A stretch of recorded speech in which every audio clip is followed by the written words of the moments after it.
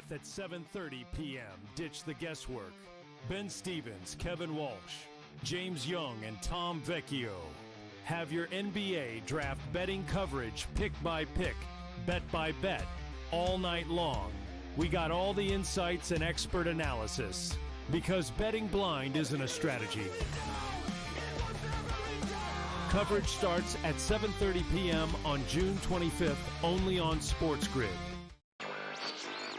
The Minnesota Vikings, J.J. McCarthy, who had such a good training camp last year, and it looked like he was pretty good, I believe, in the preseason, if I'm not mistaken, ended up going down for the full year.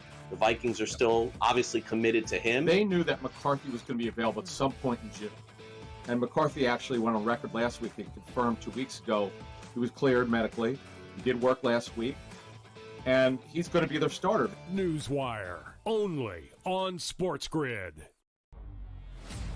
I'm with you in that you're going to have to take calculated risks. And that's what Leon Rose has been about since he's been here. And he's been measured. He hasn't been gung-ho in terms of mortgaging this franchise's future for immediate gains. They have had a prudent approach, and you're going to have to roll the dice in certain respects to get to that top level. And you're right, Donnie, when you look at next season, all things considered, you hope that they're healthy, and if they roll over, say, 85 to 90% of this roster, this is a top 3 team in the East. With Boston coming down, you know Milwaukee's going to come down, and so you have to figure it's going to be Indiana, the Knicks, the Cleveland Cavaliers in some sort of order in the preseason rankings. And so where they go from here, Jason Kidd is obviously the hot name right now. Both sides are interested from what we've heard in terms of Kidd and the New York Knicks. Is he that championship caliber coach to take the Knicks there? The Early Line, only on SportsGrid.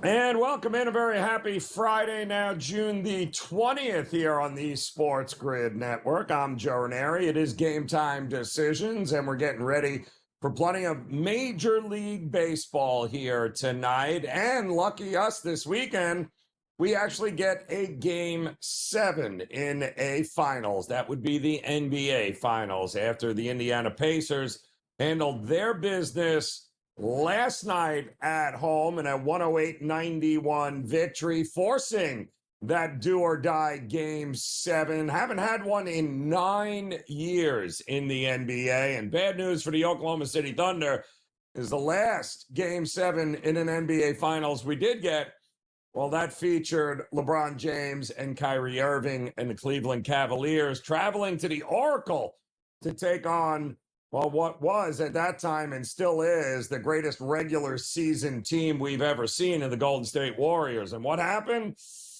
Didn't work out for that highly rated and highly favorited Golden State Warriors. Well, that also happened to the Oklahoma City Thunder. We've got to wait to Sunday, but we got plenty coming up on that. We also have one game in the books already today as the Mariners went to Wrigley and beat up the Cubs pitching, and Boyd, in fact, and won 9-4 earlier in that game today. But we got a lot of frontline starters, a lot of number ones going here tonight, coming up, in fact, in just about 5 minutes, getting ready for the Pirates at home, taking on the Texas Rangers, and who else? Jacob deGrom, getting ready to take on the old Pirates there.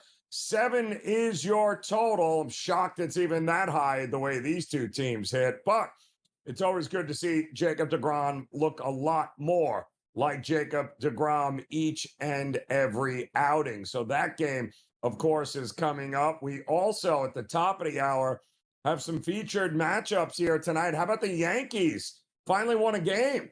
Yeah, and they scored more than 2 runs. Well, actually, they scored more than 1 run. I guess you take the wins when you can. Well, they're going to welcome in the Baltimore Orioles tonight. And the good news for the Yankees is their number 1 guy is going. Max Fried going for the Yankees. Sagano going for the Orioles. And if we're being honest, that minus 310, this opened up Yankees right around minus 220. It has been nothing but Yankee money all day long, as Sagano is absolutely a regression candidate. Doesn't miss a lot of bats, doesn't strike out a ton of guys until, of course, the last time he faced the Yankees, in which he struck out 8 guys. But the Yankees have seen him.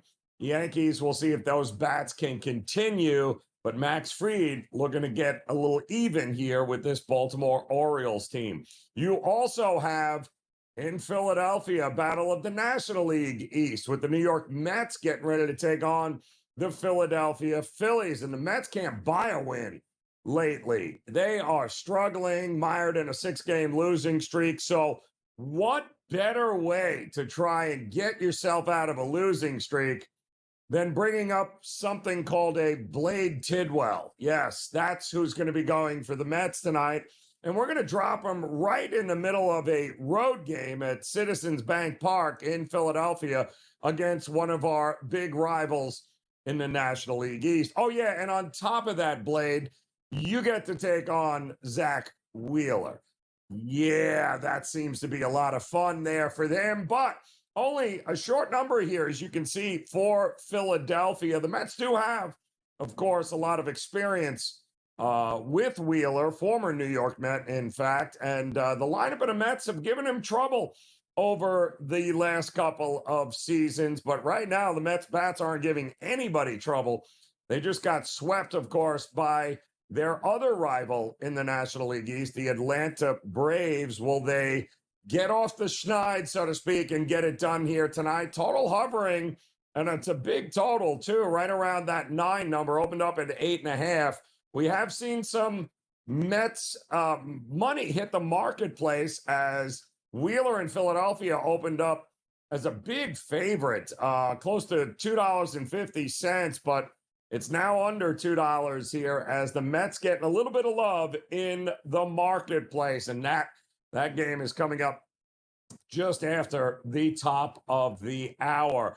Mix in a lot of interleague baseball also coming your way here tonight. The Brewers and the Twins.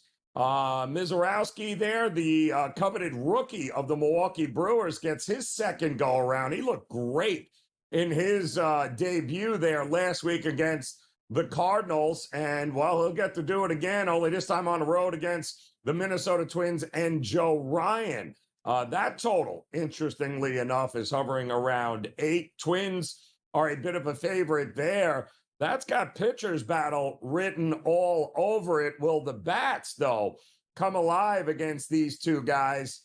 He looks like the real deal, this rookie for Milwaukee. We'll see if he can follow that up, that last outing and first outing, of course, with another gem. You'll have the red-hot Royals taking on the Padres. Nick Pivetta getting on the mound here tonight for the Padres, as they were able to handle business there against the Dodgers in between guys getting hit and managers getting thrown out and benches clearing. But quietly now, the Royals finally figured out how to score some runs, it appears. Will they be able to do that against Pivetta and the Padres, who already without Jackson Merrill on the concussion list? They hope to have him back by Sunday. But with the Tatis getting drilled last night, it doesn't look like he's going to be in the lineup. So the Padres are going to be minus a couple of big bats against the Royals in this weekend series. And then, of course, culminating tonight with everybody's get-even game of the weekend. How about the Giants and their newly acquired slugger, Rafael Devers, former Boston Red Sox? And won't you look at this? They're taking on the Boston Red Sox here tonight at Oracle Park in San Francisco. Dobbins taking on Birdsong here. I don't know if we can, Rafael Devers, the props are looking all over the map here. Listen, 2+ hits, runs. Will we get a home run? Does anybody think he's going to get a home run? Oracle Park is not Fenway Park. I think he is learning that this is a tougher ballpark for hitters. And if it ain't broke, don't fix it. We had a really good one last night with the Giants finally winning one against the Guardians But again, that was a 2-1 game. Are we going to get a slugfest here tonight? Dobbins has won both of his last starts. They happen to have come against the Yankees, but he certainly looked good in them. Birdsong also hasn't looked all that bad for the Giants. Giants a slight favorite, but Rafael Devers is going to be the story all weekend long as he's getting set to take on his former team. Sneaky good pitching battle tonight with the Nationals and the Dodgers, as you got the old school lefty versus the new school lefty. Mackenzie Gore going for the Nats tonight on the road against the Dodgers. Clayton Kershaw coming off a gem. He will go for the Dodgers here tonight. Couple of quality lefties looking to right the ship with their individual teams. So we got plenty of great Major League Baseball coming up for you here tonight. Jacob deGrom and the Rangers are underway against the Pittsburgh Pirates at PNC Park. We'll get you updated on all of that. Plus, I said it, we got a Game 7.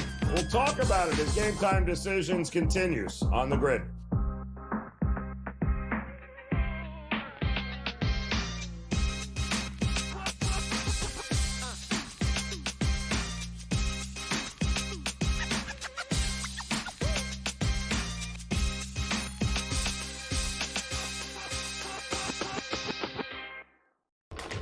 Enter into the magical world of McLuck.com, where even the smallest of spins can win real cash prizes.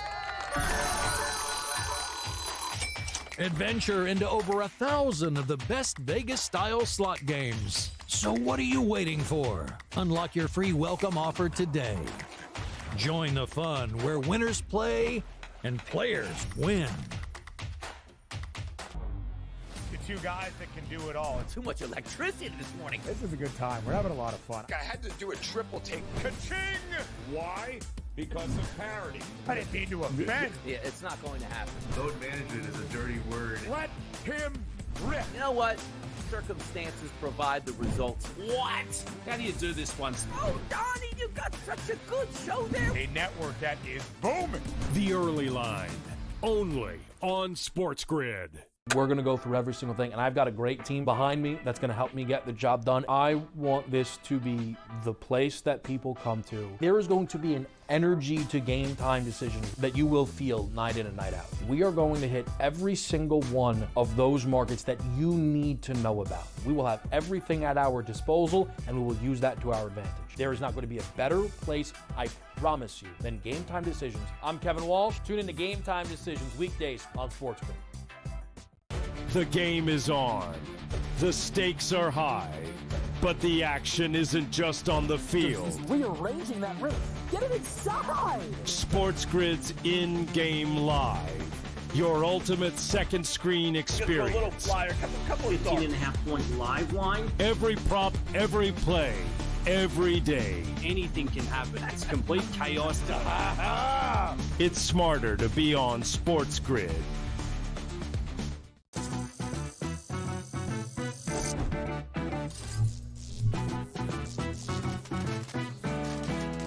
Did you know sportsbooks tend to draw up tighter bet lines for events that get even more bettors, like championship games or major matchups? My tip, try betting on less popular sports. You might have a better shot at beating those odds. Now, go get lucky. See you in Las Vegas. Let's get lucky.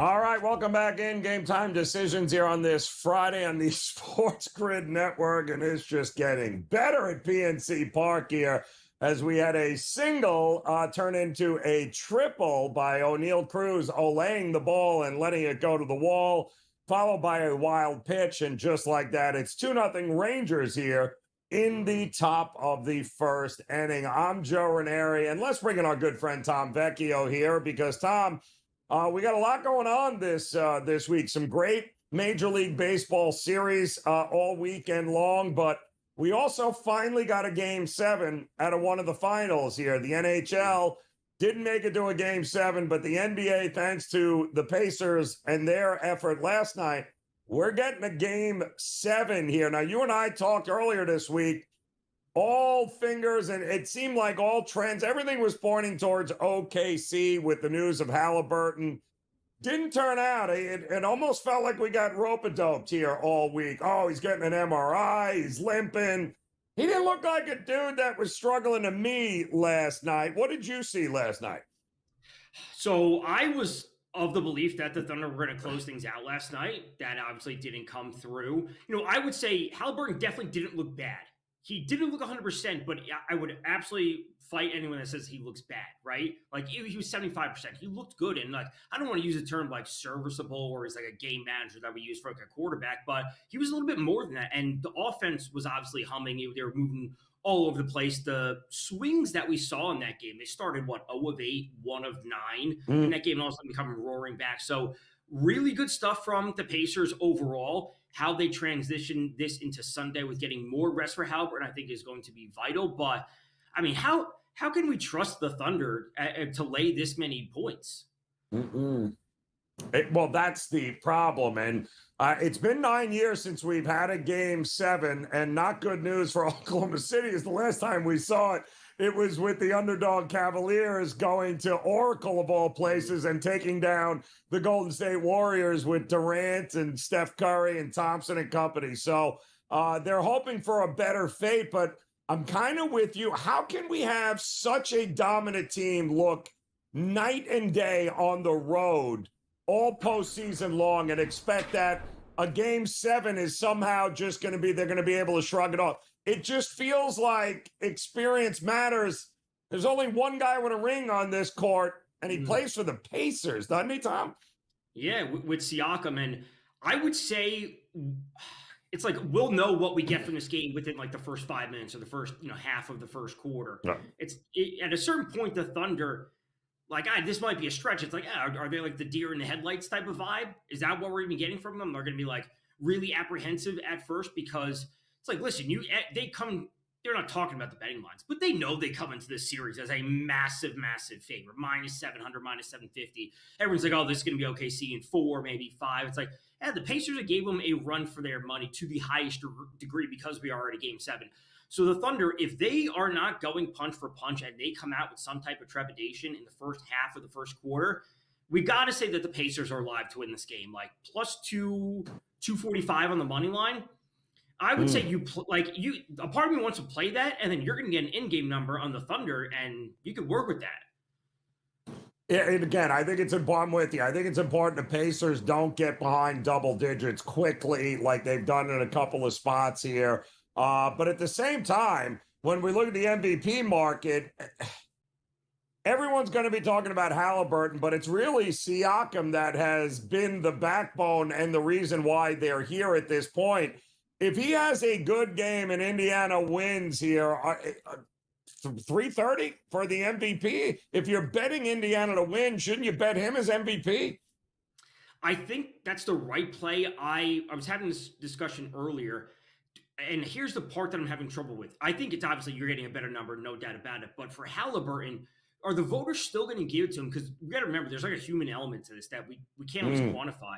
Like a game-winning shot in Game 1, they wouldn't be here without that, right? So it's like, is the totality of the body of work from Halliburton across he struggled in Game 6 and Game 7 because he wasn't full healthy and Siakam stepped up, but would they be here without Halliburton? I feel there's some people would still give it to him, and the memories of Halliburton, yes, granted, it's an MVP, it's a finals MVP, but game winners in every series, I feel like people will hold on to that, therefore vote for him. I'm not saying that's right. I'm just saying that part of me thinks Halliburton is still going to win it regardless of the odds.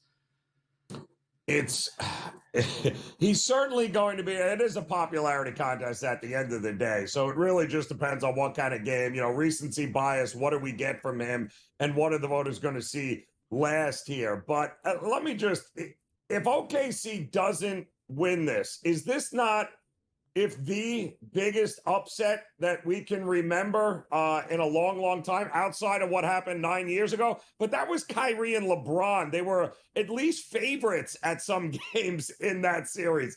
We're talking about a team that has not been a favorite to win a series, I think, all postseason long here, Tom. Yeah, I'm trying to think what would be the next biggest upset for, because like the Thunder, the story for them was like, oh, they don't just win games, they blow teams out. And coming down to the end of the regular season, people were talking about like maintaining the differential. Like in the final few games, they're going to, because they have one of the NBA records for the highest differential margin, or whatever, phrase you want to use, throughout the entire season. Then they win all these games, and they're positioned to be one of the best season teams of all time, with the regular season and postseason combined. There's 60 some odd and whatever against the spread. Like, this might be a decade in the works of the biggest upset that we have seen since 2016. It's amazing to me. 10 outright underdog wins in the postseason by the Pacers. If they win this one, they will have the most underdog straight up wins in the history of the NBA in the postseason. So unbelievable. A lot of money was to be made by backing the Pacers here. Will they get it done? At least we get a game 7. Are you shocked with the total? Are we looking under, or are we looking over in such a low total? I'm looking under. I said from the beginning of the series, I said this to Kevin Walsh, by the time we got to game 6, we would see a sub 220 total, and we're here now. So unders is still the play for me. Under it is. Tom Vecchio, we will see you again, I'm sure, over the weekend as we get ready for a big Game 7 and an NBA draft. Ace Bailey on the phone waiting for you. We'll have more Game Time decisions when we get back here on the grid.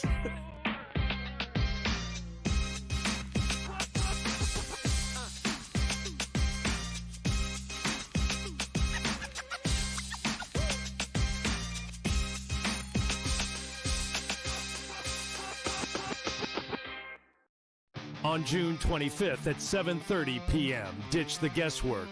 Ben Stevens, Kevin Walsh, James Young, and Tom Vecchio have your NBA draft betting coverage, pick by pick, bet by bet, all night long. We got all the insights and expert analysis, because betting blind isn't a strategy. Coverage starts at 7:30 p.m. on June 25th, only on SportsGrid. The Minnesota Vikings, J.J. McCarthy, who had such a good training camp last year, and it looked like he was pretty good, I believe, in the preseason, if I'm not mistaken, ended up going down for the full year. The Vikings are still obviously committed to him. They knew that McCarthy was going to be available at some point in June. And McCarthy actually went on record last week and confirmed 2 weeks ago he was cleared medically. He did work last week. And he's going to be their starter. Newswire, only on SportsGrid. I'm with you in that you're going to have to take calculated risks. And that's what Leon Rose has been about since he's been here. And he's been measured. He hasn't been gung-ho in terms of mortgaging this franchise's future for immediate gains. They have had a prudent approach, and you're going to have to roll the dice in certain respects to get to that top level. And you're right, Donnie, when you look at next season, all things considered, you hope that they're healthy, and if they roll over, say, 85 to 90% of this roster, this is a top 3 team in the East. With Boston coming down, Milwaukee is going to come down, and so you have to figure it's going to be Indiana, the Knicks, the Cleveland Cavaliers in some sort of order in the preseason rankings. And so where they go from here, Jason Kidd is obviously the hot name right now. Both sides are interested from what we've heard in terms of Kidd and the New York Knicks. Is he that championship caliber coach to take the Knicks there? The early line, only on SportsGrid.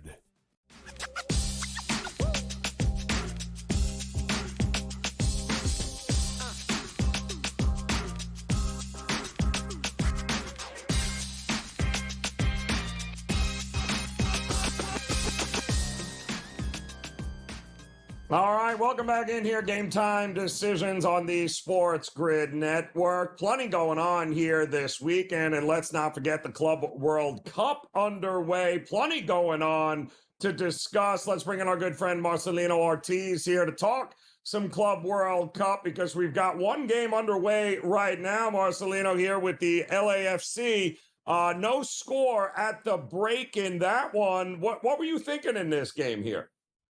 I'm 100% in with LAFC. This is my team. I've been repping this team for the whole entirety of its history, and I believe that the momentum that they're showing in the first half will get that goal into. They had two real good chances that they were offside. I think LAFC will take this game because the group that LAFC is playing just went open completely with the recent upset of Fluminense beating Chelsea. Nobody expected that result. Chelsea now forced to win the last game in front of Esperance de Tunis, and LAFC needs to beat Fluminense. It's a lot of upsets, big upset. Miami back in the game. Volatility is the name of the game right now, and when there's volatility, there's money to be made. I was not in the Miami train, but after seeing the performance and seeing that Messi is still the GOAT, I feel like they're going to have a really, really deep run. The side of the bracket that they will land on, if they qualify, is fairly easy for them. So I wouldn't be surprised if we see Miami on the semifinal. Same story with Botafogo. Preview of the Intercontinental Cup, the champion of Champions League versus the champion of Copa Libertadores. A great game. Botafogo with the surprise result, forcing PSG to go out and beat the last game forcefully. Otherwise, they will be out of this competition. I know you were big on PSG, probably taking it all down, but we got a huge favorite coming up tonight. And is there any chance we could get a big upset with Boca taking on Bayern Munich later tonight? I think this is the greatest hedging opportunity of the day. Bayern Munich has the odds on their favor. They're a clear favorite. They're a juggernaut of European soccer, but Boca Juniors has a factor that nobody else.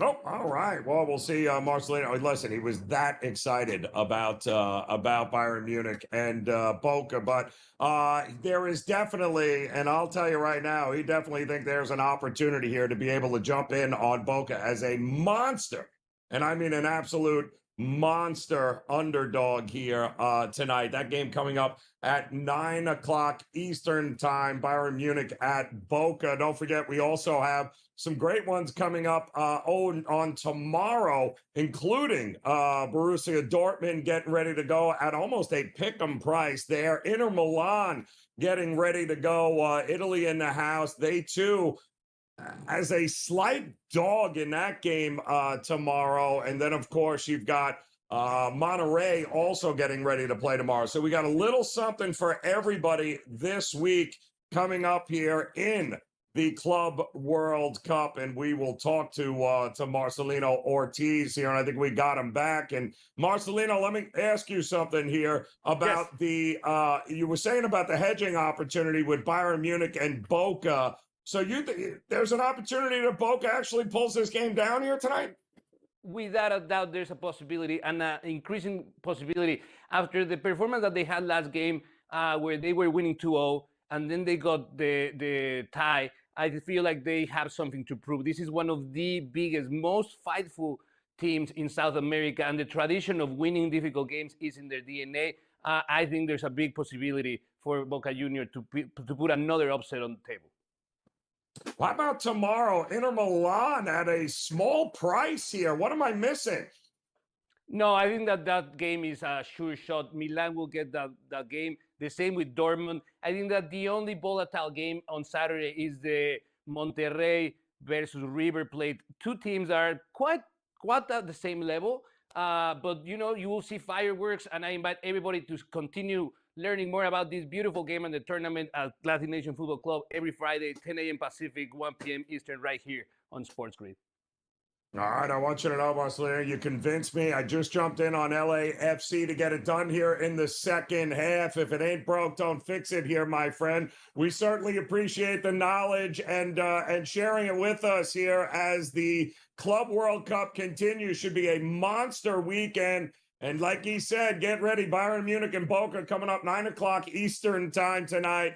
Big possibility of an upset. And now you're speaking my language, Marcelino. I love it. We'll talk to you again as this tournament continues to roll on. We got another hour together. More to get to as Game Time Decisions continues here on the grid.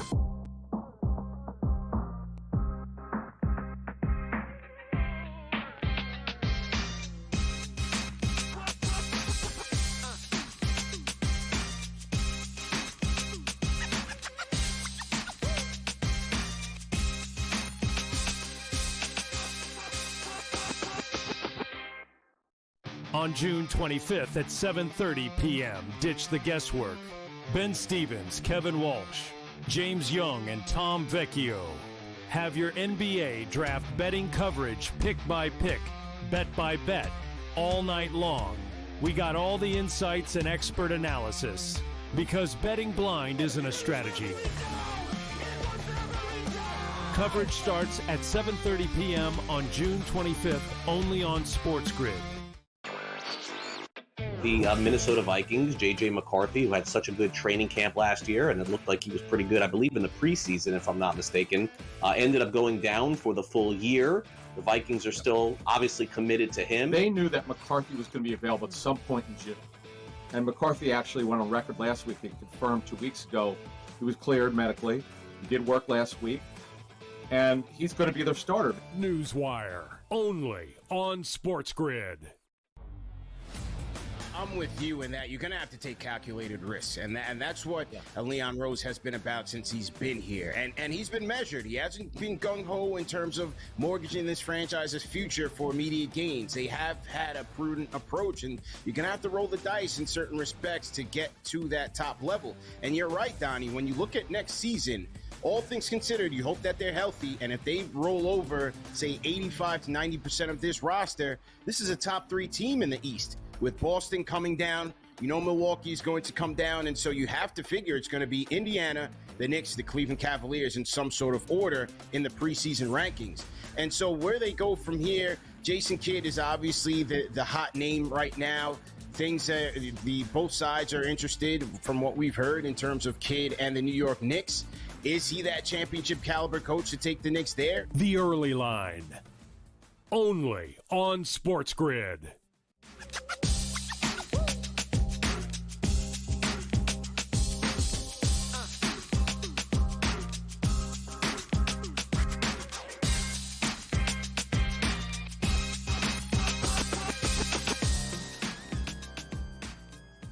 All right, welcome in. Game Time Decisions. A very happy Friday to you on this June the 20th. I'm Joe Ranieri, and we've got plenty to be excited about here this weekend. We'll get a Game 7 in the NBA. That should be an awful lot of fun on Sunday. We got a pretty good golf tournament underway as one of the final signature events of the PGA Tour season, and I can promise you there's a few names at the top of that leaderboard that are ecstatic not to be playing at Oakmont this week, and it's showing in some of the scores. And great games and weekend series here in Major League Baseball as Rafael Devers, the latest San Francisco Giant, will be taking on his former team beginning tonight into the weekend. So we got a lot to break down. In fact, let's jump in as we welcome in our good friend Andrew Cayley here from Covers as he's ready to dive into some of these games. And let's start with a National League East battle here. I mean, nothing says we're going to stop this losing streak with Blade Tidwell. I mean, nothing says stop the streak with a dude named Blade. What are we doing here with Blade Tidwell versus Zach Wheeler tonight? You could take the Mets on the run line if you're feeling up for it. Probably over their team total. This Tidwell guy is like, he's supposed to be one of the top prospects for the Mets. But he got roughed up pretty bad in that first start. He also had an ERA of almost 5 in AAA, so that's not great as well. 6 runs, 9 hits in his MLB debut. I believe that was against the Cardinals. And yeah, now going up against this Phillies lineup. My favorite play is Schwarber to get an RBI tonight. You know me, I'm a big RBI guy. You can get that at plus 145. There's also a little, Schwarber just hit his 10-year in the MLB today, so that's a little narrative thing for you if you like that sort of thing as well. I think he has a big day. I think the Phillies have a big day overall. You got Zach Wheeler on the mound. Like, they should cruise, but you know, baseball. So now, of course, Blade will throw a great game and make me look foolish. It's funny, the Mets swept the Phillies at Citi Field. They're 27-10 at home, but they're 18-20 on the road, the Mets. Like, that's got to change. If we're going to take them serious at some point, Andrew, that's got to change, doesn't it? Oh, for sure. you've gotta be a slightly better than 500 baseball team on the road. I would say that if you want to, and like take care of your business at home, be better than 500 on the road. And yeah, the Mets have a great lineup. They play great defense. I'd like to see a little more out of this pitching staff if we want to consider them a World Series contender, particularly if they want to take out a team like the Dodgers or the Padres. Yeah, it looks like Bryce Harper taking batting practice as well. They hope to get him back at some point here soon. Another game here tonight. Interesting one. Minnesota and Milwaukee. This looks like a good old-fashioned pitcher's duel. Joe Ryan going for Minnesota. And I love this kid, Mizorowski. I mean, he was fantastic against the Cardinals when they brought him up for his debut. He gets a crack at a mediocre Minnesota lineup here. What are we doing in this game tonight? It's just, I like him too. I just think he's in a tough spot because he's only making his second career start, and we've got an outs recorded prop sitting at 14.5. That means he has to get through 5 innings. He obviously did that in his first one. Gave up no runs, no hits, but he did allow 4 walks, so command is a bit of a thing with him. He also needed 86 pitches to get through those 5 innings. I think that's probably the extent of his leash. I don't think he's going to go many more pitches than that. You're not going to throw a guy making his second career start 100 pitches right at the gate.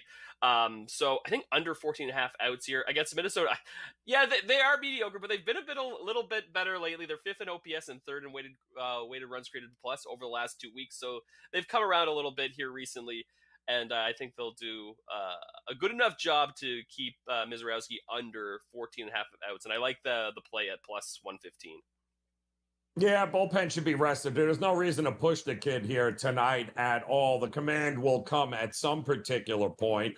And then, of course, you got the Dodgers. They are fresh off a giant brawl all weekend long, it feels like, against the Padres.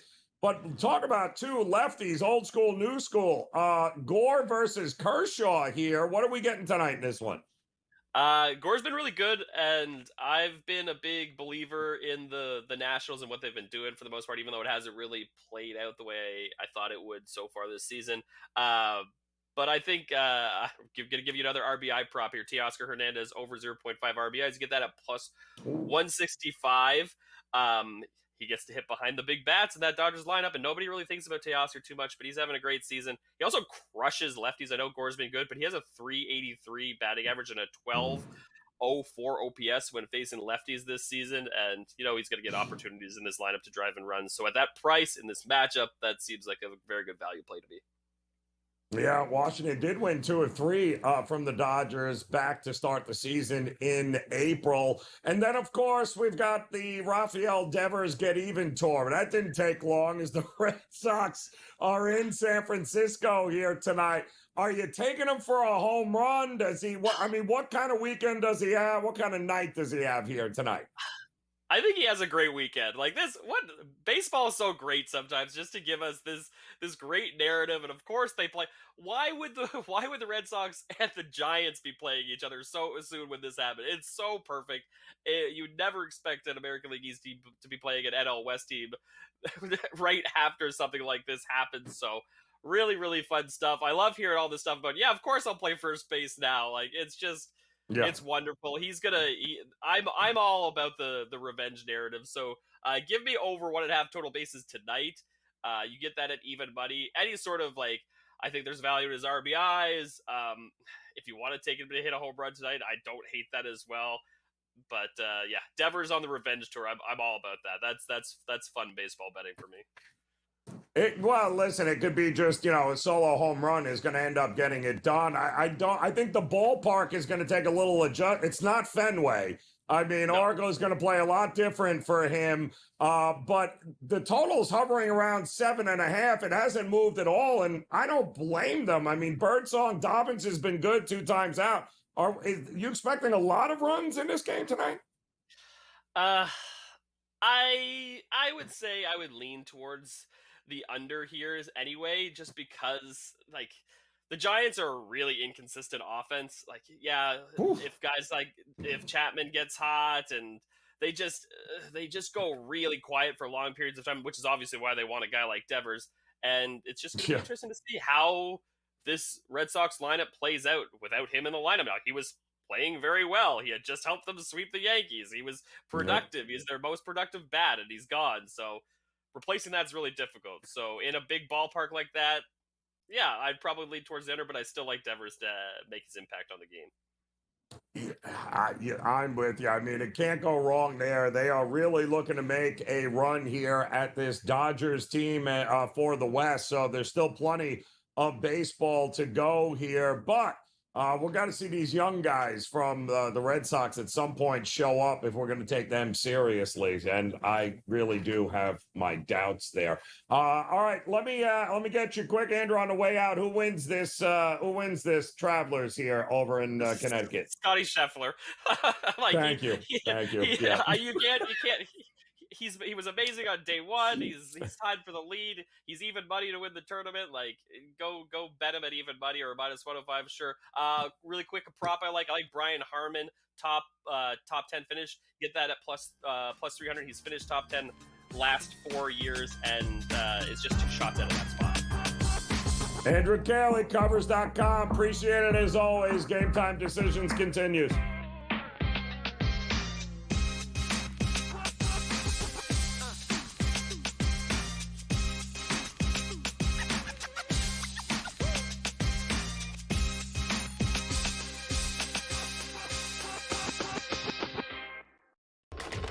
Enter into the magical world of McLuck.com, where even the smallest of spins can win real cash prizes. Adventure into over 1,000 of the best Vegas-style slot games. So what are you waiting for? Unlock your free welcome offer today. Join the fun where winners play and players win. Two guys that can do it all. Too much electricity this morning. This is a good time. We're having a lot of fun. I had to do a triple take. Ka-ching! Why? Because of parity. I didn't mean to offend. Yeah, it's not going to happen. Load management is a dirty word. Let him rip. You know what? Circumstances provide the results. What? How do you do this once? Oh, Donnie, you got such a good show there. A network that is booming. The Early Line, only on SportsGrid. We're going to go through every single thing, and I've got a great team behind me that's going to help me get the job done. I want this to be the place that people come to. There is going to be an energy to game time decisions that you will feel night in and night out. We are going to hit every single one of those markets that you need to know about. We will have everything at our disposal, and we will use that to our advantage. There is not going to be a better place, I promise you, than Game Time Decisions. I'm Kevin Walsh. Tune in to Game Time Decisions weekdays on SportsGrid. The game is on. The stakes are high. But the action isn't just on the field. He's rearranging that roof. Get it inside! SportsGrid's in-game live. Your ultimate second screen experience. A little flyer, couple 15.5-point live line. Every prop, every play, every day. Anything can happen. That's complete chaos. It's smarter to be on SportsGrid.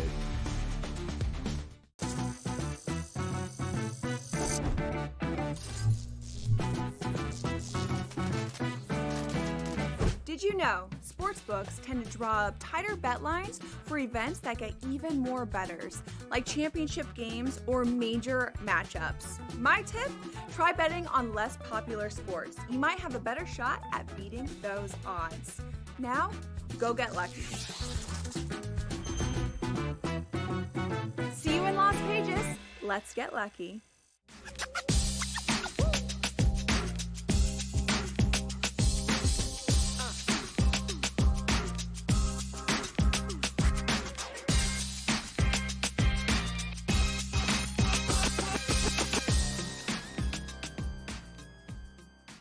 All right, welcome back in Game Time Decisions here on the SportsGrid Network. A very happy Friday to you as we are underway here. Major League Baseball tonight. Some great weekend series ahead of us and plenty of games to dive into here, including, a few that are coming up at the top of next hour, but one that's getting ready to go underway in Miami with the red-hot Atlanta Braves all of a sudden. Let's bring in our good friend Scotty Wetzel. He'll take over at the top of the hour for in-game live and cover all the games But suddenly Atlanta starts to figure some things out here, Scott. That's got to be good news. And I mean, heck, you're playing the Marlins, right? This should be pretty easy.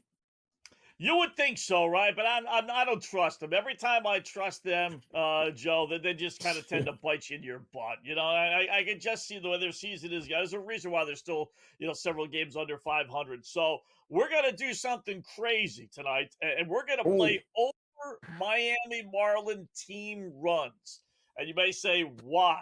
Well, Atlanta's starting Didier Fuentes. If you say, who the fudge is that? Don't worry, I'm right there with you. He's making his major league debut. He's been awful, Joe, in the minors.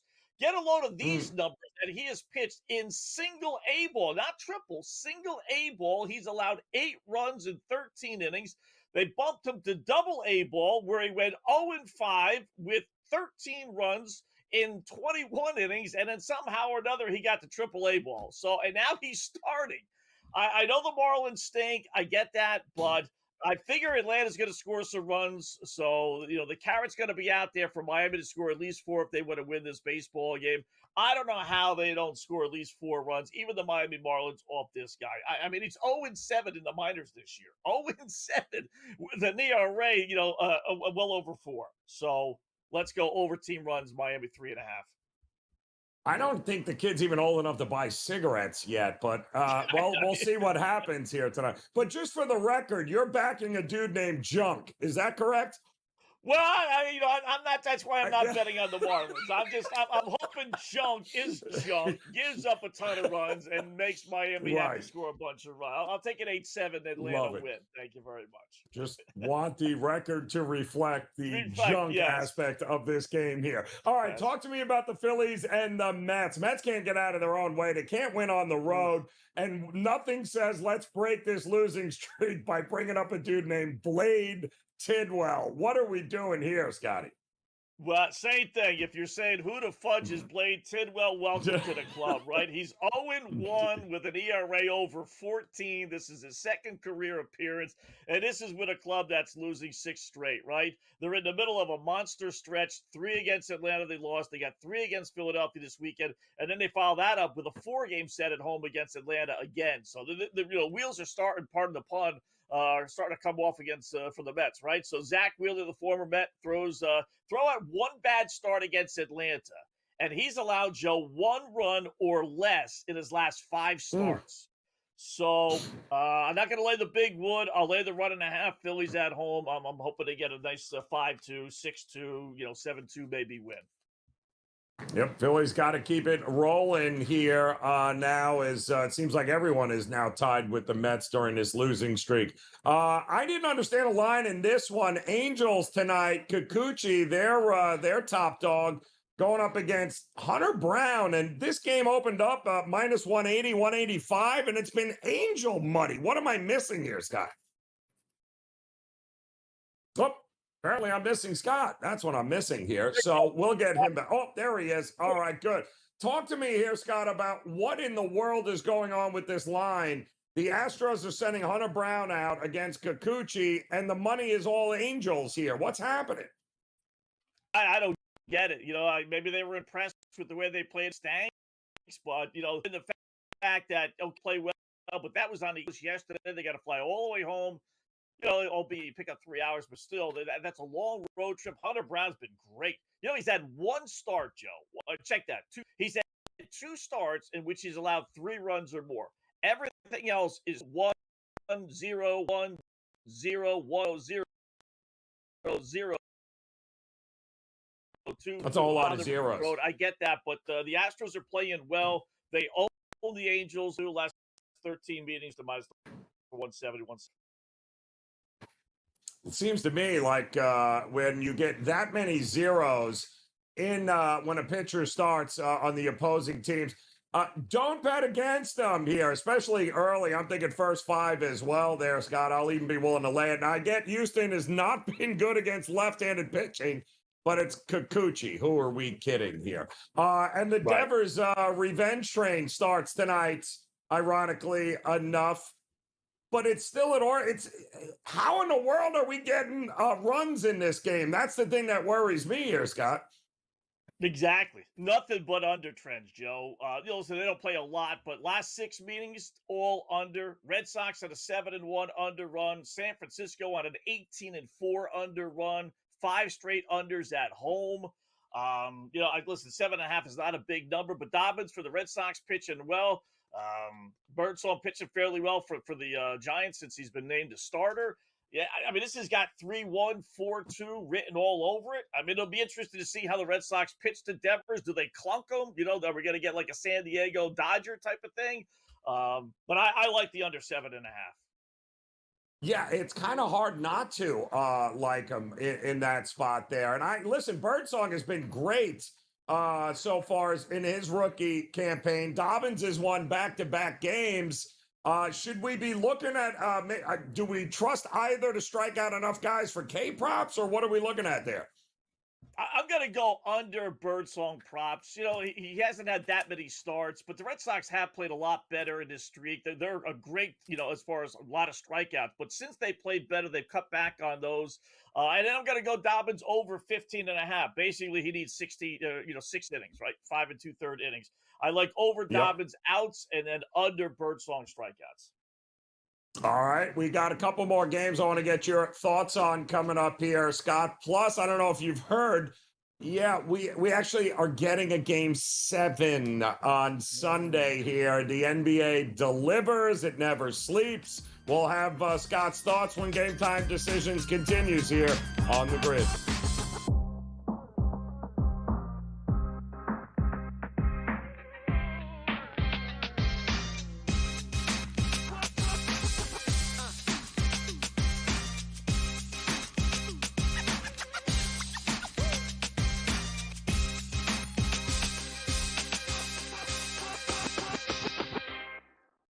On June 25th at 7:30 p.m., ditch the guesswork. Ben Stevens, Kevin Walsh, James Young, and Tom Vecchio have your NBA draft betting coverage pick by pick, bet by bet, all night long. We got all the insights and expert analysis because betting blind isn't a strategy. Coverage starts at 7:30 p.m. on June 25th, only on SportsGrid. The Minnesota Vikings, J.J. McCarthy, who had such a good training camp last year, and it looked like he was pretty good, I believe, in the preseason, if I'm not mistaken, ended up going down for the full year. The Vikings are still obviously committed to him. They knew that McCarthy was going to be available at some point in June. And McCarthy actually went on record last week and confirmed 2 weeks ago he was cleared medically. He did work last week. And he's going to be their starter. Newswire, only on SportsGrid. I'm with you in that you're going to have to take calculated risks. And that's what Leon Rose has been about since he's been here. And he's been measured. He hasn't been gung-ho in terms of mortgaging this franchise's future for immediate gains. They have had a prudent approach, and you're going to have to roll the dice in certain respects to get to that top level. And you're right, Donnie, when you look at next season, all things considered, you hope that they're healthy, and if they roll over, say, 85 to 90% of this roster, this is a top 3 team in the East. With Boston coming down, Milwaukee is going to come down, and so you have to figure it's going to be Indiana, the Knicks, the Cleveland Cavaliers in some sort of order in the preseason rankings. And so where they go from here, Jason Kidd is obviously the hot name right now. Both sides are interested from what we've heard in terms of Kidd and the New York Knicks. Is he that championship caliber coach to take the Knicks there? The early line, only on SportsGrid.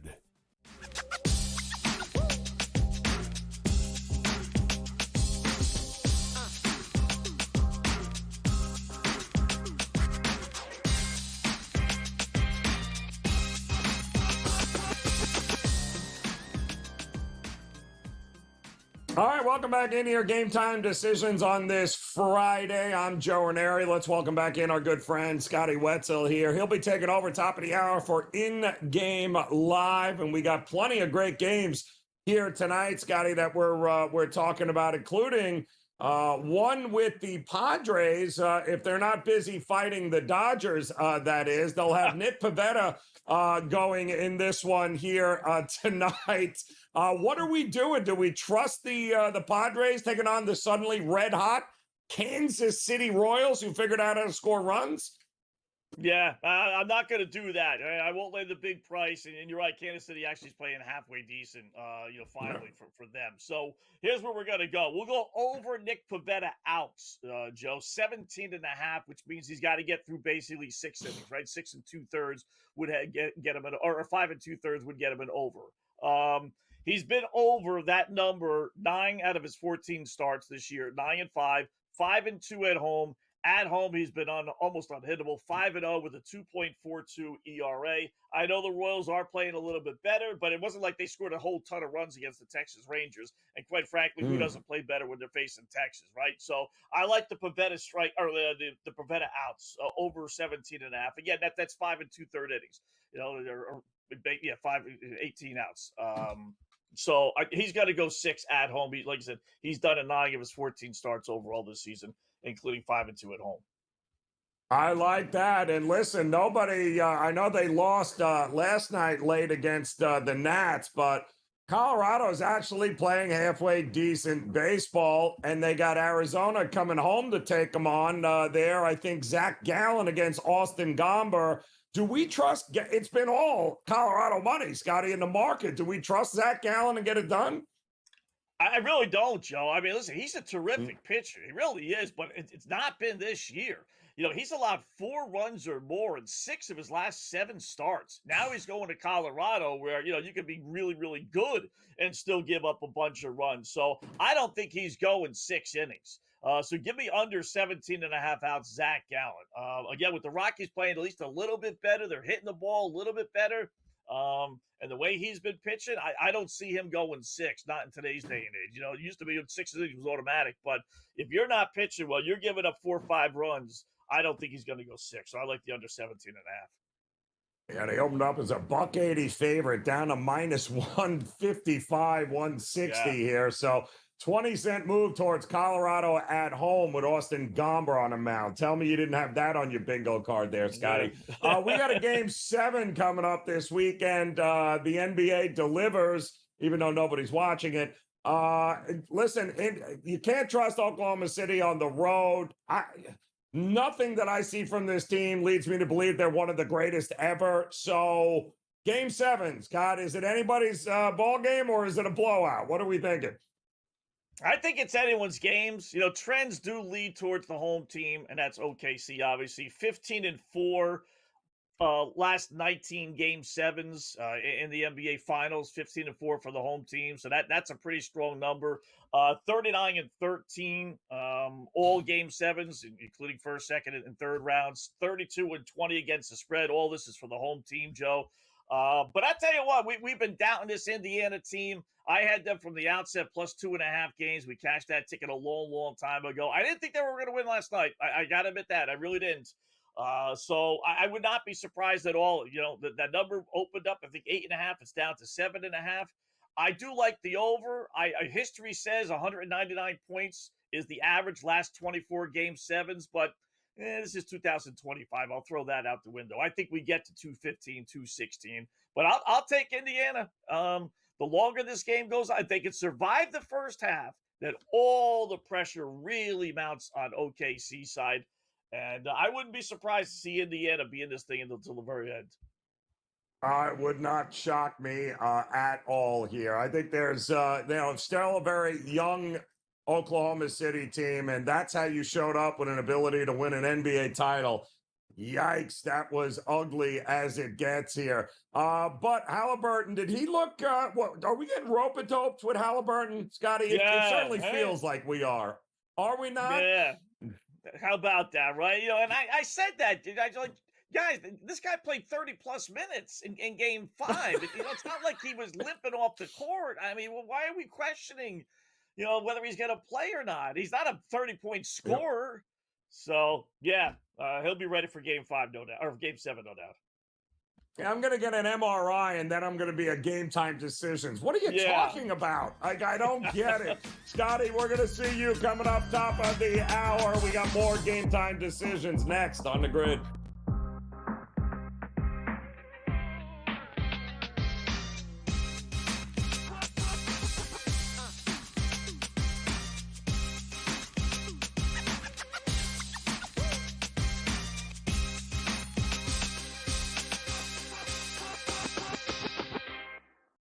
On June 25th at 7:30 p.m., ditch the guesswork. Ben Stevens, Kevin Walsh, James Young, and Tom Vecchio have your NBA draft betting coverage pick by pick, bet by bet, all night long. We got all the insights and expert analysis because betting blind isn't a strategy. Coverage starts at 7:30 p.m. on June 25th, only on SportsGrid. The Minnesota Vikings, J.J. McCarthy, who had such a good training camp last year, and it looked like he was pretty good, I believe, in the preseason, if I'm not mistaken, ended up going down for the full year. The Vikings are still obviously committed to him. They knew that McCarthy was going to be available at some point in June. And McCarthy actually went on record last week and confirmed 2 weeks ago he was cleared medically. He did work last week. And he's going to be their starter. Newswire, only on SportsGrid. I'm with you in that you're going to have to take calculated risks. And that's what Leon Rose has been about since he's been here. And he's been measured. He hasn't been gung-ho in terms of mortgaging this franchise's future for immediate gains. They have had a prudent approach, and you're going to have to roll the dice in certain respects to get to that top level. And you're right, Donnie, when you look at next season, all things considered, you hope that they're healthy, and if they roll over, say, 85 to 90% of this roster, this is a top 3 team in the East. With Boston coming down, you know Milwaukee is going to come down, and so you have to figure it's going to be Indiana, the Knicks, the Cleveland Cavaliers in some sort of order in the preseason rankings. And so where they go from here, Jason Kidd is obviously the hot name right now. Things both sides are interested from what we've heard in terms of Kidd and the New York Knicks. Is he that championship caliber coach to take the Knicks there? The Early Line, only on SportsGrid.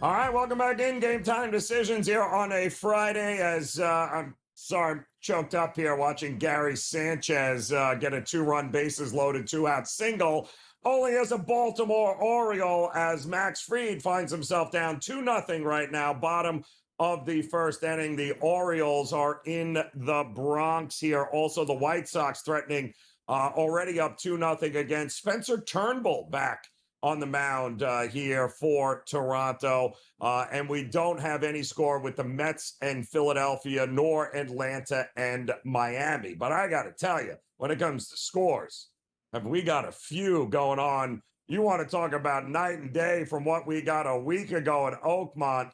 Let me introduce you to the Travelers. My goodness, Brady Cannon in the house. I can only imagine that Scotty Scheffler's like, thank goodness I am on an actual course where I can make some birdies and get it going right now. This leaderboard is out of control, Brady, with the names we got up here at the top. Yeah, these guys can breathe again, right? They didn't get suffocated by TPC River Highlands the way they did at Oakmont last week. But I tell you, today was really interesting. We've got a heck of a golf tournament on our hands right now because, and Scotty's round was so impressive.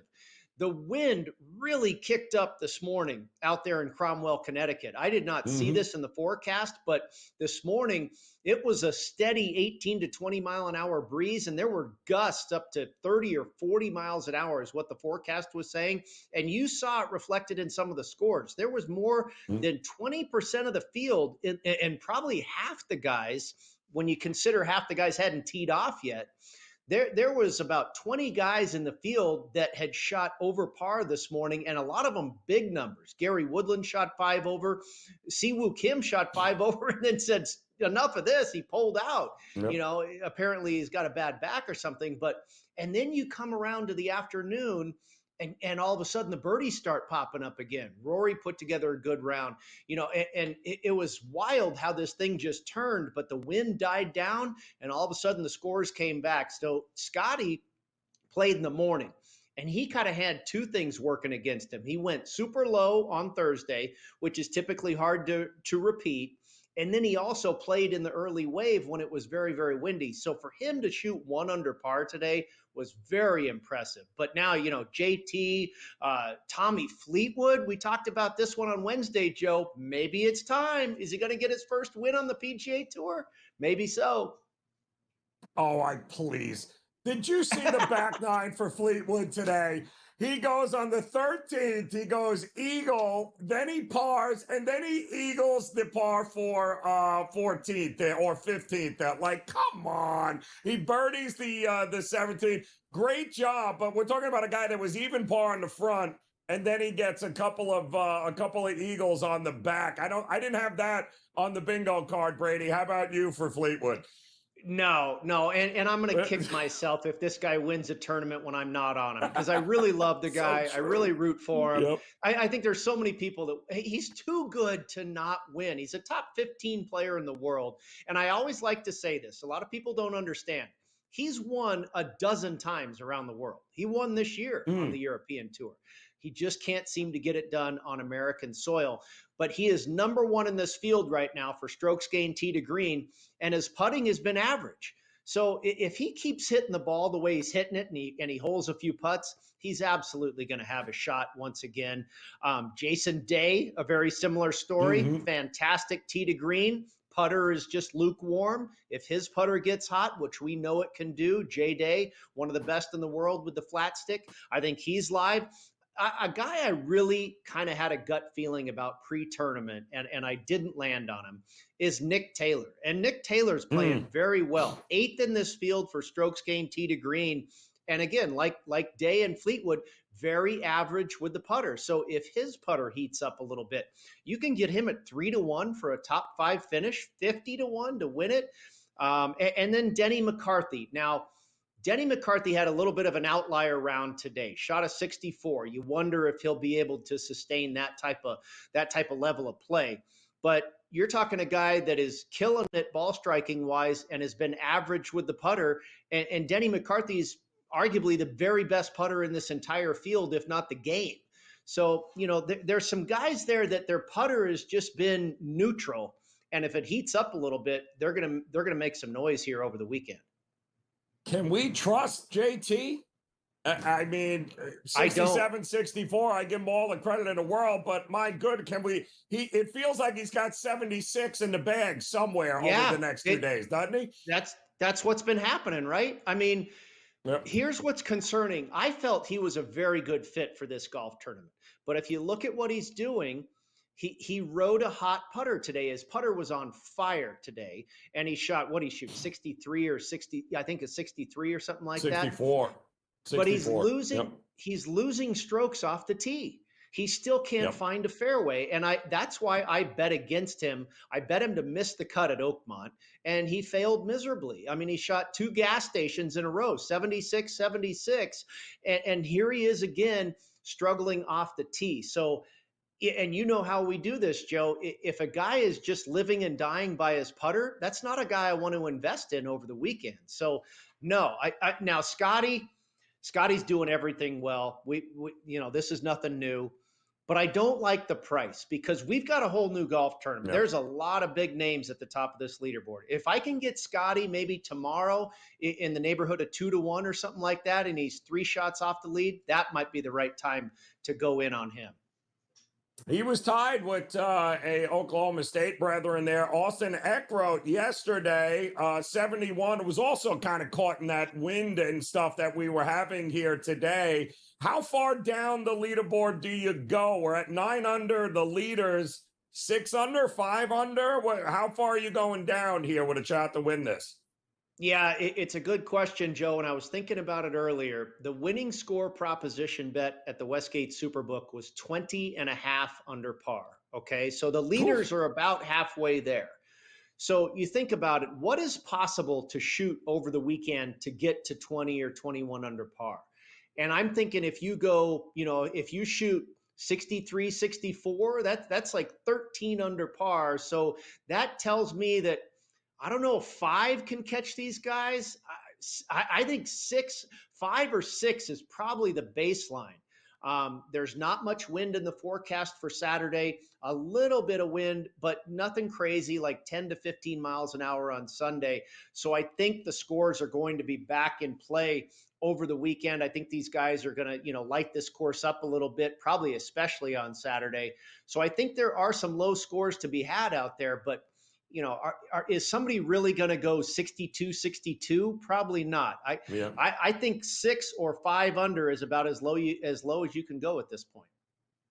Keegan Bradley and, of course, Patrick Cantley, a couple other names there. And Keegan just steady Eddie, man, just continuing to show up in these tournaments.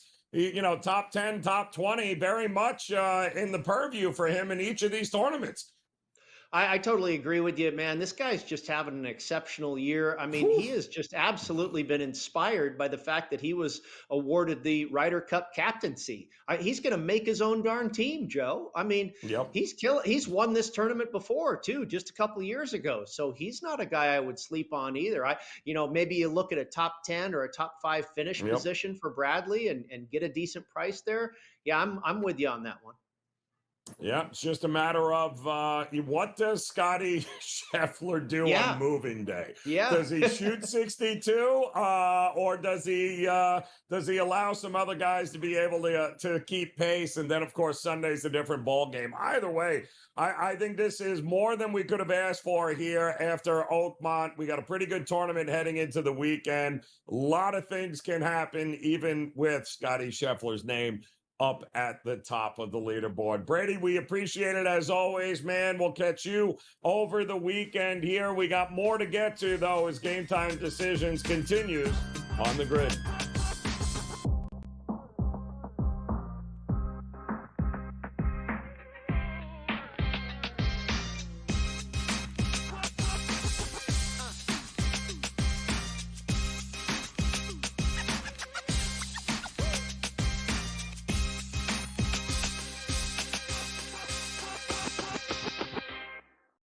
On June 25th at 7:30 p.m., ditch the guesswork. Ben Stevens, Kevin Walsh, James Young, and Tom Vecchio have your NBA draft betting coverage pick by pick, bet by bet, all night long. We got all the insights and expert analysis because betting blind isn't a strategy. Coverage starts at 7:30 p.m. on June 25th, only on SportsGrid. The Minnesota Vikings, J.J. McCarthy, who had such a good training camp last year, and it looked like he was pretty good, I believe, in the preseason, if I'm not mistaken, ended up going down for the full year. The Vikings are still obviously committed to him. They knew that McCarthy was going to be available at some point in June. And McCarthy actually went on record last week and confirmed 2 weeks ago he was cleared medically. He did work last week. And he's going to be their starter. Newswire, only on SportsGrid. I'm with you in that you're going to have to take calculated risks. And that's what Leon Rose has been about since he's been here. And he's been measured. He hasn't been gung-ho in terms of mortgaging this franchise's future for immediate gains. They have had a prudent approach, and you're going to have to roll the dice in certain respects to get to that top level. And you're right, Donnie, when you look at next season, all things considered, you hope that they're healthy, and if they roll over, say, 85 to 90% of this roster, this is a top 3 team in the East. With Boston coming down, Milwaukee is going to come down, and so you have to figure it's going to be Indiana, the Knicks, the Cleveland Cavaliers in some sort of order in the preseason rankings. And so where they go from here, Jason Kidd is obviously the hot name right now. Both sides are interested from what we've heard in terms of Kidd and the New York Knicks. Is he that championship caliber coach to take the Knicks there? The Early Line, only on SportsGrid.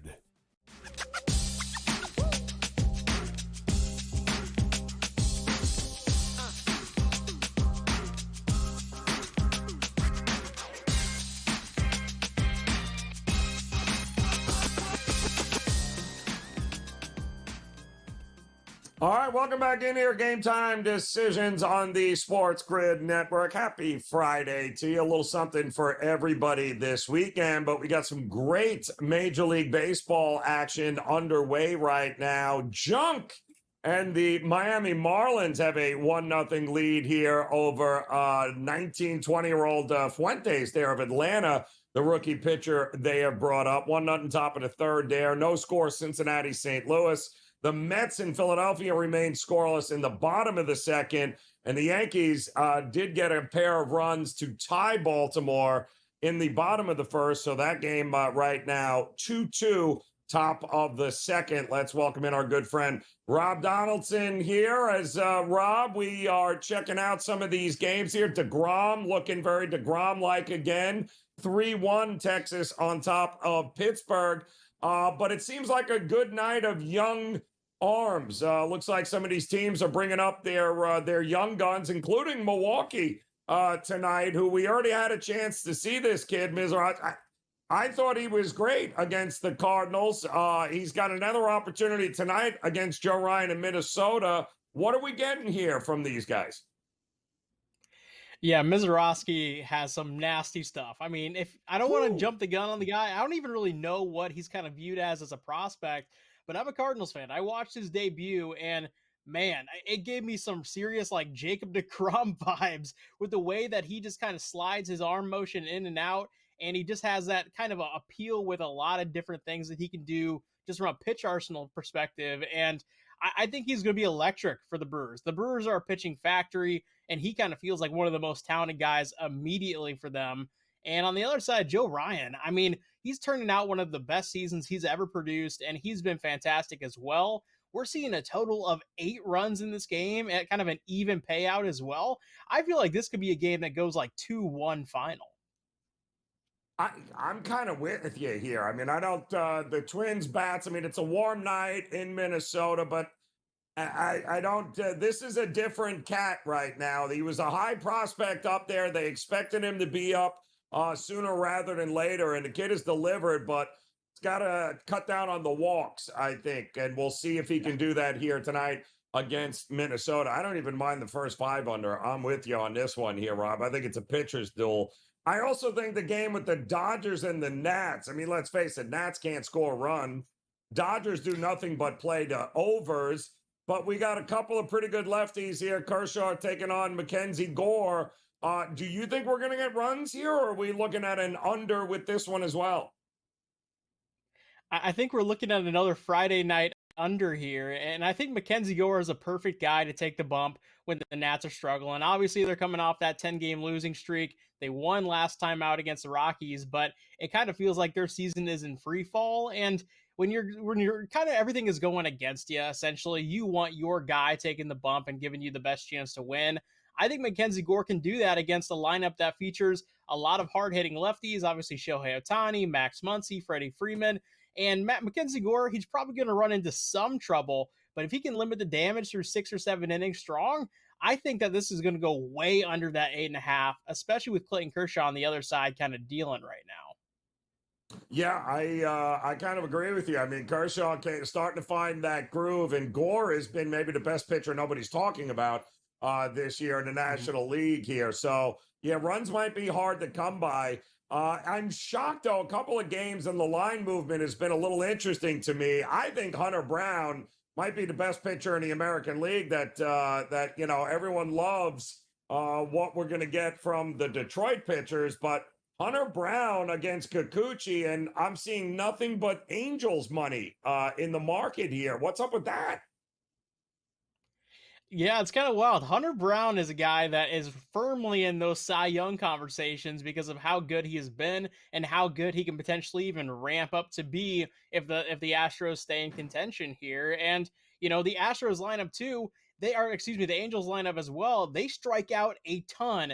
Yes, they do drive the ball pretty well. They hit the ball extremely hard with extra base hits, but they kind of live and die by that method of offense. And going up against a guy who is really dialed into making sure those, you don't even lay a barrel on his pitches, I think Hunter Brown and the Astros are going to have a really nice leg up in that game. I agree here. And also, I don't understand. I mean, do we trust Zach Gallen in Colorado? Colorado has obviously started to play some competitive baseball, so good for them. Austin Gomber on the mound. I don't think Corbin Carroll's in this game tonight for him. That bullpen of Arizona is always scary, but Zach Gallen, it's been nothing but Colorado money. Yeah, I mean, it's kind of crazy to say over the last 10 games, who's been better, the Rockies or the Yankees? And the answer is the Colorado Rockies. And, and not just in terms of, scraping by 2 to 3 winners. No, they're putting it on some teams with a lot of run support for their starting pitchers. And Austin Gomber, man, this is a guy that over his entire career as a Cardinal, as a Rocky, has been a league average type of guy. But now he is the ace of the Colorado Rockies. He's the best pitcher they have. He's the best chance they have to win. And Zach Allen, you asked me if I can trust him at Coors. I can't trust him anywhere. Take the Colorado Rockies on the money line. Yeah, I kind of agree with you there. And are you on the Rafael Devers train here tonight and this weekend? Does he hammer the Red Sox, or are we just getting a whole bunch of unders this weekend? I think Hunter Dobbins is a perfect matchup for him because he gives up a ton of hard contact, and obviously the handedness sort of plays into Rafael Devers' favor. Now, it is an Oracle. It's a pitcher-friendly ballpark, so I think all of his lines are going to be crazy inflated. I actually would look to maybe even fade some of these unders on like a total basis 1.5, or even on his over 1.5 total runs, hits plus RBIs. I think there's going to be a lot of good opportunities to actually bet against the Giants this weekend. Yeah, it kind of feels like some lower scoring games, and the Red Sox young guns are going to have to prove themselves here at some point. But plenty going on here tonight in Major League Baseball. I think we're going to have a fantastic weekend series in a lot of spots. And of course, can the Mets turn things around? Still no score in that game against Zach Wheeler and Philadelphia. Rob, always a pleasure, brother. We appreciate the time. Enjoy the games here tonight. And of course, we'll talk to you again at some point here over the weekend. Much more to go as we have game time decisions and an update on the scoreboard next on the grid.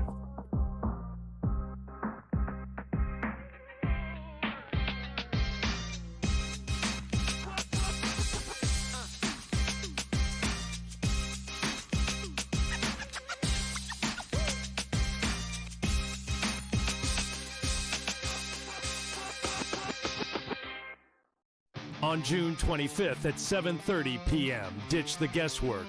Ben Stevens, Kevin Walsh, James Young, and Tom Vecchio have your NBA draft betting coverage pick by pick, bet by bet, all night long. We got all the insights and expert analysis because betting blind isn't a strategy. Coverage starts at 7:30 p.m. on June 25th, only on SportsGrid. The Minnesota Vikings, J.J. McCarthy, who had such a good training camp last year, and it looked like he was pretty good, I believe, in the preseason, if I'm not mistaken, ended up going down for the full year. The Vikings are still obviously committed to him. They knew that McCarthy was going to be available at some point in June. And McCarthy actually went on record last week and confirmed 2 weeks ago he was cleared medically. He did work last week. And he's going to be their starter. Newswire, only on SportsGrid. I'm with you in that you're going to have to take calculated risks. And that's what Leon Rose has been about since he's been here. And he's been measured. He hasn't been gung-ho in terms of mortgaging this franchise's future for immediate gains. They have had a prudent approach, and you're going to have to roll the dice in certain respects to get to that top level. And you're right, Donnie, when you look at next season, all things considered, you hope that they're healthy, and if they roll over, say, 85 to 90% of this roster, this is a top 3 team in the East. With Boston coming down, Milwaukee is going to come down, and so you have to figure it's going to be Indiana, the Knicks, the Cleveland Cavaliers in some sort of order in the preseason rankings. And so where they go from here, Jason Kidd is obviously the hot name right now.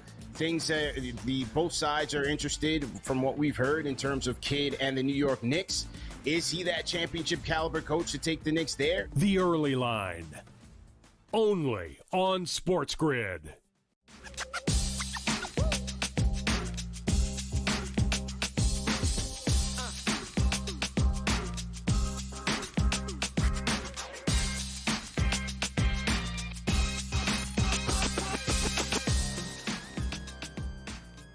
All right, welcome back in. Game time decisions on this Friday. Want to thank all of you for hanging out with us here as we get ready for in-game live in just a few minutes here. Scott Wetzel, Adam Kaufman will take over. And of course, plenty of Major League Baseball action tonight. We got a handful of WNBA action also already underway. And let's not forget, a pretty good College World Series set up for this weekend with Coastal Carolina getting ready to take on LSU.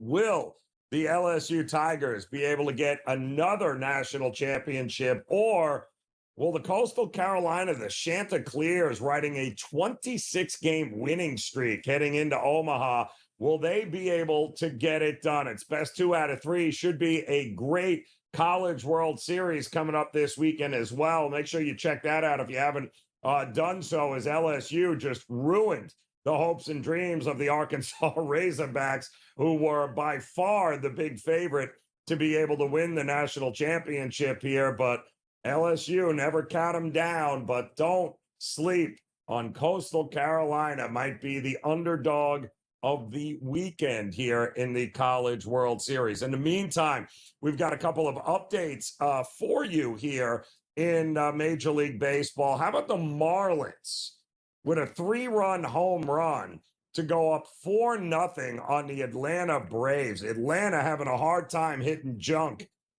Literally, that's the guy's name. So they, all of the goodwill that Atlanta might have gotten from the marketplace there by beating the Mets 3 games has gone right out the window, as they are now down 4-0 here in the bottom of the third. Still no score, by the way, with the Mets and Philadelphia. So Blade Tidwell holding his own so far against this Philadelphia lineup. You've got Zach Wheeler handling his business as usual there for the Philadelphia Phillies. The White Sox have gone up 5-0 on the Blue Jays, as they are just hitting home run after home run. They're in the top of the third.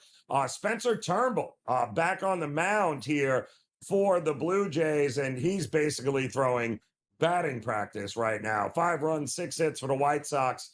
Blue Jays don't even have so much as a run yet. The Yankees and Max Fried settled down after that first inning, giving up a couple of runs. Yankees tied at bottom of the first, and that's kind of where we're at right now. Bottom of the second, still a 2-2 game there. Corey Seager, remember that name. He's not actually hurt or on the IL. He's playing for the Rangers, and he just launched one out of PNC Park to put the Rangers up 4-2. Jacob deGrom is on the mound for the Rangers in that game there. Also, no score, Reds and Cardinals in the bottom of the third inning.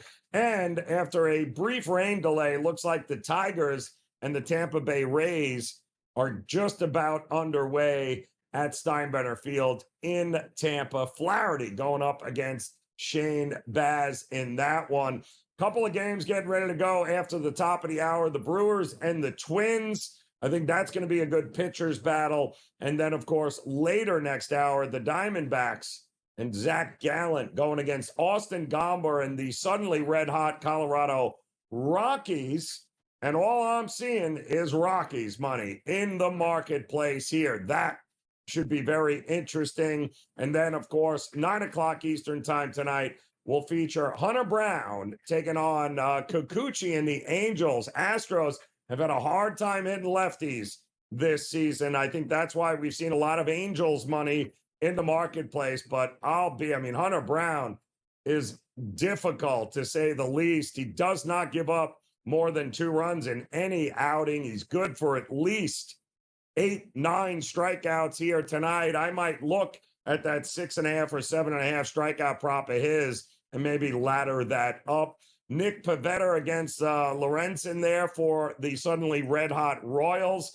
Can the Padres come down after handling business against the Dodgers last night? But no Tatis and no Merrill in that lineup here for the Padres. So can the Royals keep the bats going? And then the Guardians taking on the Athletics a little bit later. BB versus Springs.